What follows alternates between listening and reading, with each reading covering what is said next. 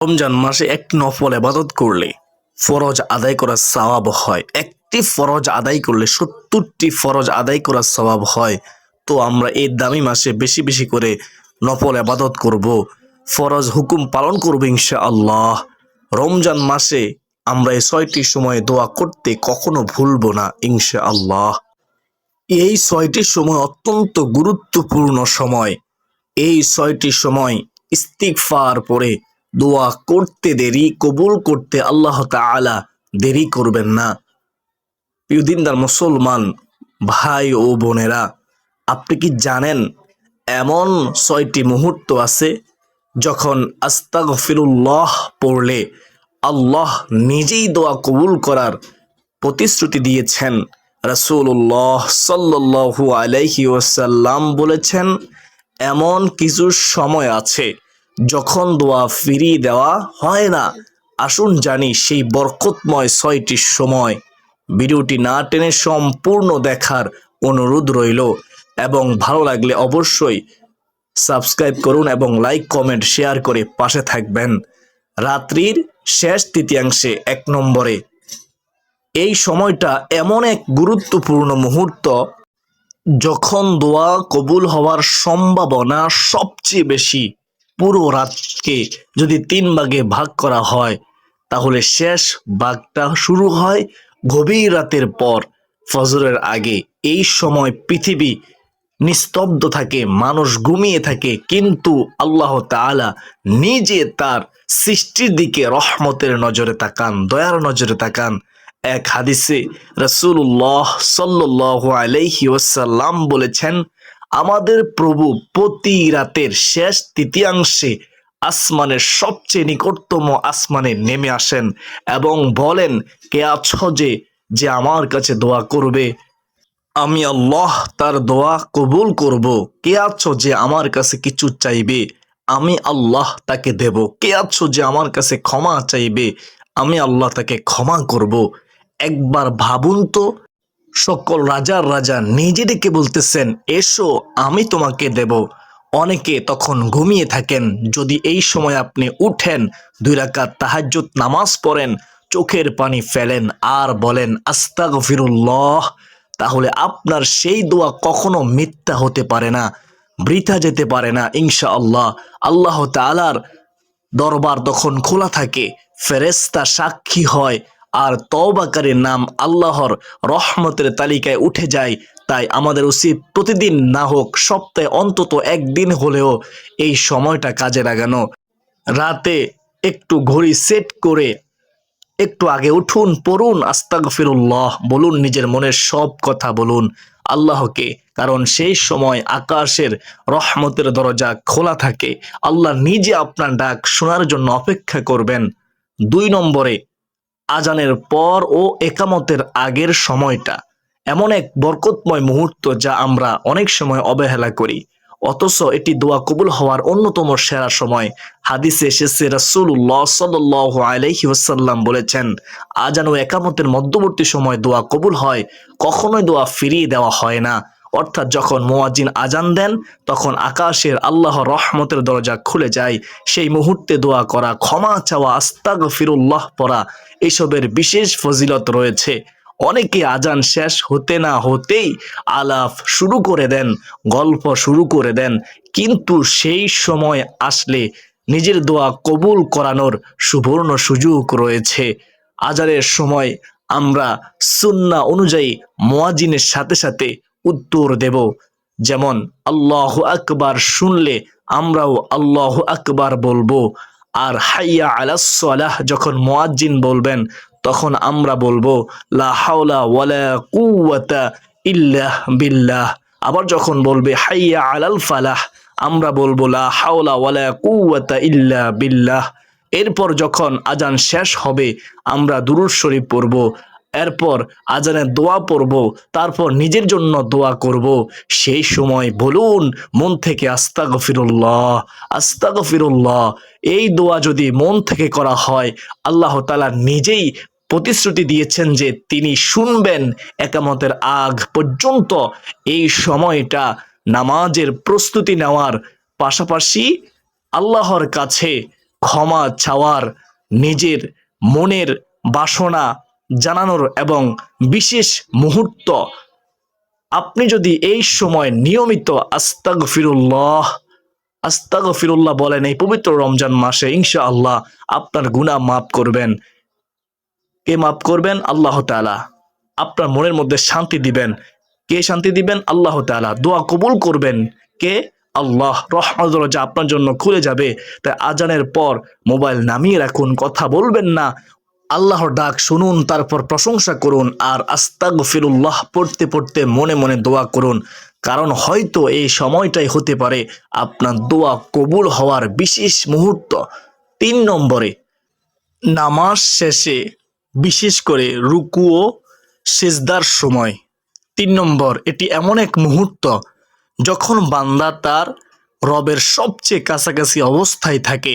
রাসূলুল্লাহ সাল্লাল্লাহু আলাইহি ওয়াসাল্লাম বলেছেন, বান্দা তার প্রভুর সবচেয়ে নিকটবর্তী হয় যখন সেই সিজদায় থাকে।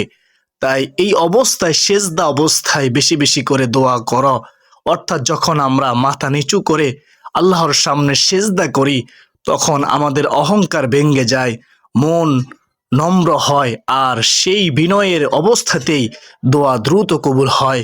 অনেকে নামাজ শেষ করে তাড়াহুড়ো করে উঠে যান, কিন্তু সেই সময়টি আসলে দোয়া করুন, সুবর্ণ সুযোগ হাতছাড়া করবেন না।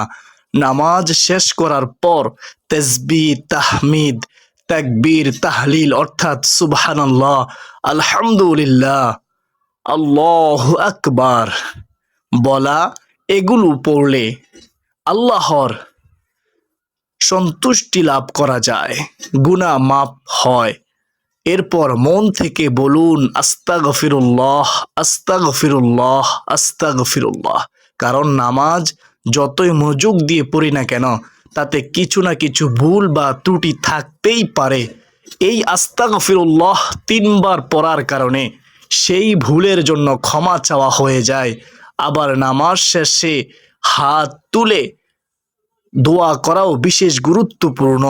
নবী করিম সাল্লাল্লাহু আলাইহি ওয়াসাল্লাম প্রায় নামাজের পর আল্লাহর কাছে দোয়া করতেন, নিজের উম্মতের জন্য দোয়া করতেন। তাই আমরাও নামাজ শেষে দোয়া করতে পারি, নিজের গুনাহ মাফের জন্য, রিজিক বৃদ্ধির জন্য, শান্তি বা পরিবারের কল্যাণের জন্য। মনে রাখবেন, নামাজ শুধু একটা কর্তব্য নয়, এটি আল্লাহর সাথে সরাসরি কথা বলার সুবর্ণ সুযোগ। সুবহানাল্লাহ। তাই রুকুতে বলুন সুবহানা রব্বিয়াল আযীম, সিজদায় বলুন সুবহানা রব্বিয়াল আ'লা। আর সিজদার সময় যখন আপনি ওজিফা পড়বেন, ওজিফা পড়ার পরে আপনি আস্তাগফিরুল্লাহ পড়ে সিজদায় দোয়া করুন। এই ছোট ছোট শব্দগুলো আপনার দোয়া কবুলের সেতু বন্ধন তৈরি করবে। যত বেশি মন থেকে বলবেন, তত বেশি আপনার নাম আল্লাহ রহমতের তালিকায় উঠে যাবে ইনশাআল্লাহ। 4 নম্বরে, শুক্রবারের দিনটি মুসলমানের জন্য সবচেয়ে বরকতময় দিন। এই দিনটিকে বলা হয় সাপ্তাহিক ঈদের দিন, খুশির দিন, আনন্দের দিন। হাদিসে রাসূলুল্লাহ সাল্লাল্লাহু আলাইহি ওয়াসাল্লাম বলেছেন, জুমার দিনে এমন একটি সময় আছে, মুহূর্ত আছে, যখন কোনো মুসলমান দাঁড়িয়ে নামাজ পড়ে আল্লাহর কাছে কিছু চায়, আল্লাহ অবশ্যই তা কবুল করেন। এই সময়টি যখন, তা নিয়ে আলেমদের বিভিন্ন মতামত আছে। কেউ বলেন খুতবার সময়, কেউ বলেন আসরের নামাজের পর থেকে সূর্যাস্তের আগ পর্যন্ত। অনেক সাহাবী বলেছেন সূর্যাস্তের আগের মুহূর্তগুলোই সেই দোয়া কবুলের গুরুত্বপূর্ণ সময়। সপ্তাহের সবচেয়ে ফজিলতপূর্ণ দিনে আল্লাহ নিজেই বান্দার দোয়া শোনার প্রতিশ্রুতি দিয়েছেন। তাই জুমার দিনে অন্য যে কোনো দিনের চেয়ে বেশি করে আমরা আস্তাগফিরুল্লাহ, আস্তাগফিরুল্লাহ পড়ব, দুরুদ শরীফ পাঠ করব এই পবিত্র রমজান মাসে, এবং দোয়া করব ইনশাআল্লাহ। বিশেষ করে খুতবার সময় মনোযোগ দিয়ে খুতবা শুনবো। মনে রাখবেন, হৃদয়ে তওবা করা আল্লাহর সন্তুষ্টি। আবার আসরের পর সূর্যাস্তের আগে যখন আকাশের লাল আভা দেখা যায়, সেই সময় হাত তুলে বলুন আস্তাগফিরুল্লাহ, আস্তাগফিরুল্লাহ, আস্তাগফিরুল্লাহ। এটা এমন এক মুহূর্ত যখন দোয়া সরাসরি আসমানে পৌঁছে যায়। বিশ্বাস করুন, নবীজি সাল্লাল্লাহু আলাইহি ওয়াসাল্লাম বলেছেন, অনেক আলেম বলেন এই সময় আস্তাগফিরুল্লাহ পড়লে গুনাহ মাফ হয় আর মনের সকল নেক হাজত আশা পূর্ণ হয়। আমরা সাধারণত জুমার দিনে বিশ্রাম, আড্ডা বা বাজারে ব্যস্ত থাকি, অথচ এই সময়টা আমাদের জীবন বদলাতে পারে। আমরা বুঝতেছি না, বোঝার চেষ্টাও করতেছি না। তাই জুমার দিনে শুধু জামাতে অংশ নিলেই যথেষ্ট নয়, বরং খুতবার সময় মনোযোগ দিন, নামাজ শেষে দোয়া করুন, আর আসরের পর কিছু সময় আল্লাহর সামনে নীরবে বসে বসে আস্তাগফিরুল্লাহ আস্তাগফিরুল্লাহ বলুন, দরুদ শরীফ পড়ুন।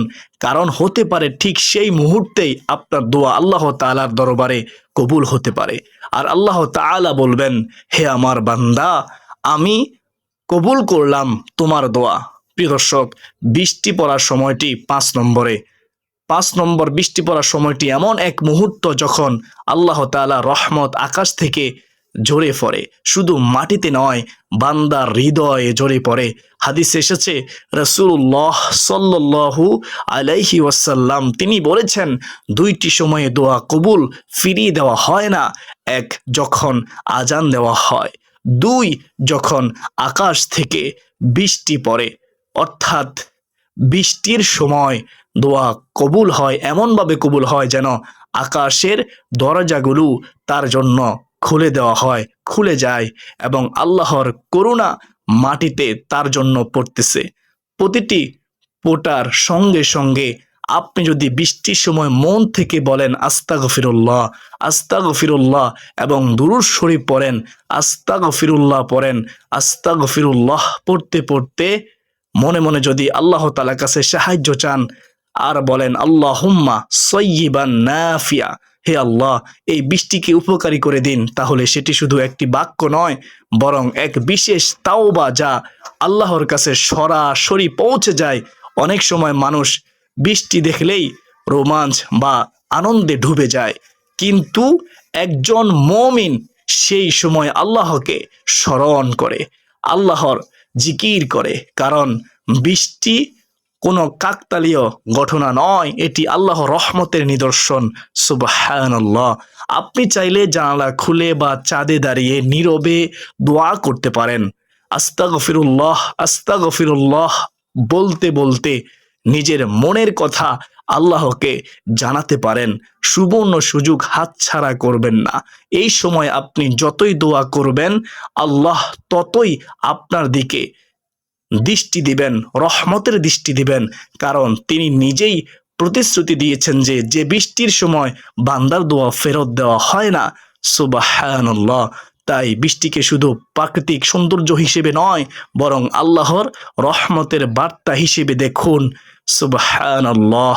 যখন আকাশ থেকে বৃষ্টি পড়ে তখন মনে রাখবেন, এটি সেই সময় যখন আপনি ক্ষমা চাইলে আল্লাহ মহান রব ক্ষমা করবেন, দোয়া করলে মহান আল্লাহ দোয়া কবুল করবেন। আর মন থেকে যদি আপনি আস্তাগফিরুল্লাহ বলেন, তবে হয়তো সেটি হবে আপনার জীবনের এক বিশেষ মুহূর্তের দোয়া কবুল হওয়ার প্রার্থনা। 6 নম্বরে প্রিয় দর্শক, সেটি হচ্ছে নেক ও ইমানদার অবস্থা। এটি হচ্ছে 6 নম্বর।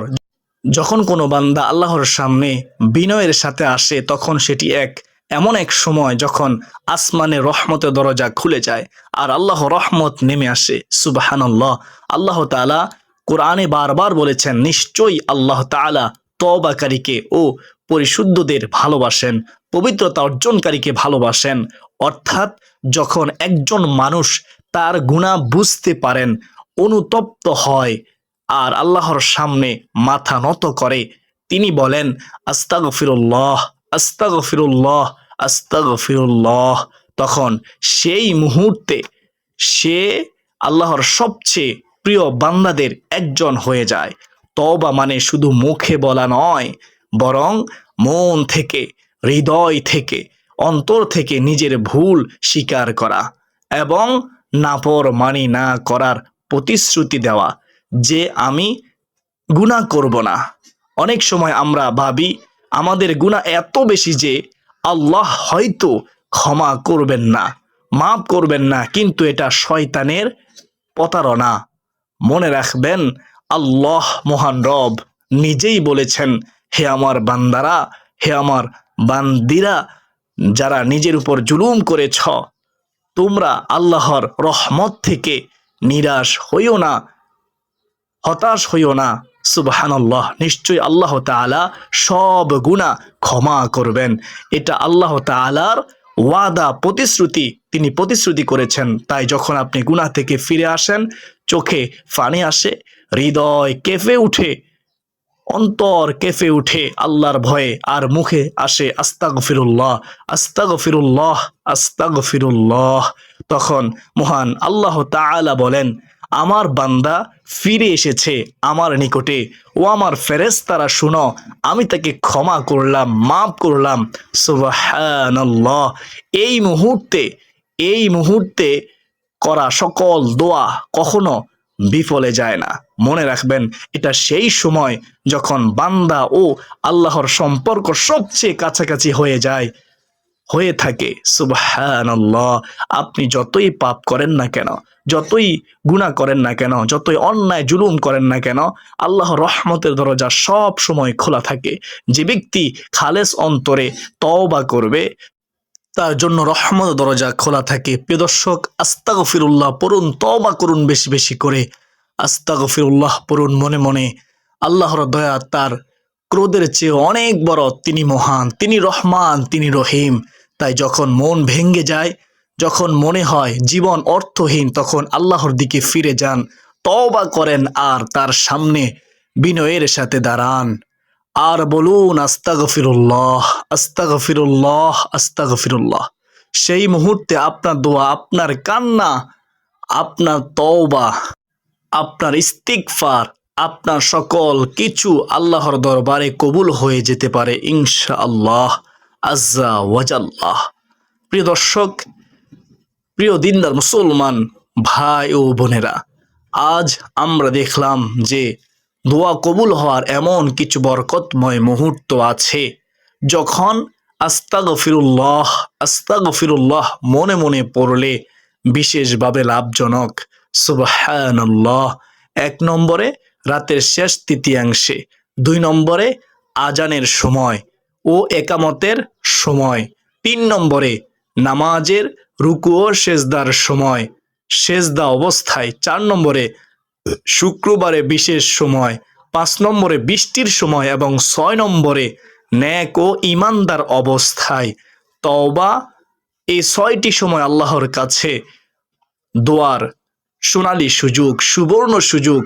মনে রাখুন, আল্লাহ রহমত অসীম, এবং তিনি সদা সর্বদাই আমাদের দোয়া শোনার জন্য প্রস্তুত আছেন। দোয়া করলে আল্লাহ তাআলা খুশি হয়, দোয়া না করলে আল্লাহ তাআলা রাগ করেন। আমাদের কাজ হলো মন থেকে বিনয়ের সঙ্গে আল্লাহর কাছে ফিরে যাওয়া, গুনাহ স্বীকার করা, এবং আল্লাহর প্রতি বিশ্বাস রেখে আস্তাগফিরুল্লাহ, আস্তাগফিরুল্লাহ পড়া। এই ছোট ছোট মুহূর্তগুলোই হতে পারে আপনার জীবনের, আমার জীবনের সবচেয়ে বরকতময় সময়, যখন দোয়া কবুল হয়। সুবহানাল্লাহ। এবং মনে শান্তি আসে। তাই এগুলোকে গুরুত্ব দিন, নিয়মিত ব্যবহার করুন, আর আল্লাহর করুণা ও রহমতের অংশীদার হন। এই 6টি সময়ের গুরুত্ব দিন। এই 6টি সময়ে বেশি বেশি করে দুরুদ শরীফ পড়ুন, আস্তাগফিরুল্লাহ পড়ুন, আর দোয়া করুন। মনে মনে আল্লাহ তাআলার কাছে সাহায্য চান, বেশি বেশি করে দোয়া পড়ুন, আর মনে মনে আল্লাহর কাছে সাহায্য চান। এই সময়টাকে গুরুত্ব দিন। এই সময় দোয়া কবুল হবেই হবে ইনশাআল্লাহ। আল্লাহ তাআলা মহান রব আমাকে, আপনাকে, আমাদের সবাইকে এই বিশেষ মুহূর্তগুলোতে দোয়া করার তৌফিক দান করুন। বেশি বেশি করে আস্তাগফিরুল্লাহ পড়ার, দুরূদ শরীফ পড়ে এই রমজান মাসে আল্লাহ তাআলার কাছে সাহায্য চাওয়ার তৌফিক দান করুন। সকলে বলি আল্লাহুম্মা আমিন, ইয়া আরহামার রাহিমিন, ইয়া আহকামুল হাকিমিন, ইয়া আল্লাহ।